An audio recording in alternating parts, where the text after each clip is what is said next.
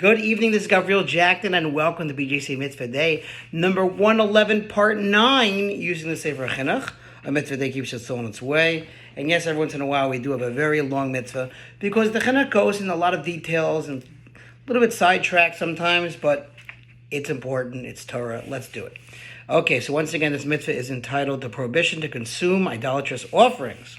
The Chinuch mentions several other items that are exceptions to the general rule in that they render a mixture prohibited even if they are insufficient to impart flavor or they are outnumbered in the mixture by 60 to 1. None of these items, though, has the same degree of stringency as that assigned to nesech wine. There is no other prohibited item whatsoever that is excluded from this rule of nullification in 60 permitted units, except for kolayim of the vineyard and orla. So again, kolayim is like mixtures, he talks about it. Kolayim of the vineyard are grains or greens planted in a vineyard. Such plantings are forbidden, and the produce of such plantings, i.e. the grains or greens, as well as the grapes, known as koloi hakerem, mixtures of the vineyard, are prohibited for benefit. Orla fruits are those that grow in the first 3 years after a tree is placed into the ground. They are prohibited for benefit. Okay, so again, he says, except for kolayim of the vineyard and orla, and according to some commentaries, chametz on Pesach also.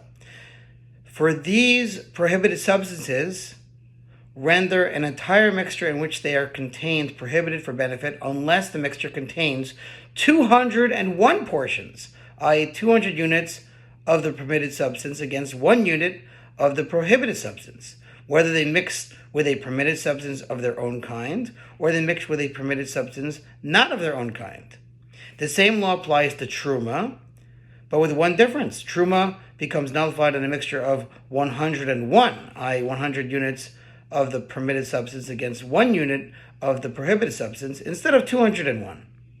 None of these substances,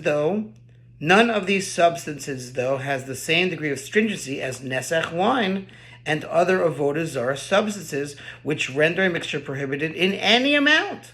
And furthermore, these substances, kolayim of the vineyard, orla, and truma, are also less severe than nesech wine regarding the remedy that is available for deriving benefit from them when they are intermingled with a permitted substance and there is insufficient permitted substance in the mixture to nullify them.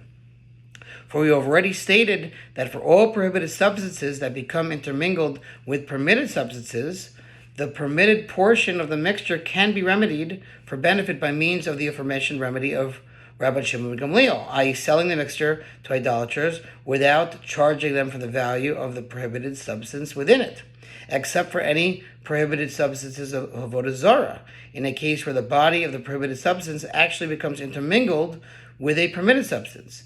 For in that case alone, the mixture has no remedy whatsoever.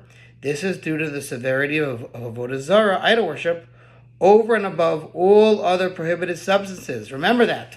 Okay, we will again continue with this very long mitzvah, God willing, tomorrow. I would think we're done in about 3 or 4 more parts. Thanks. Be good benched.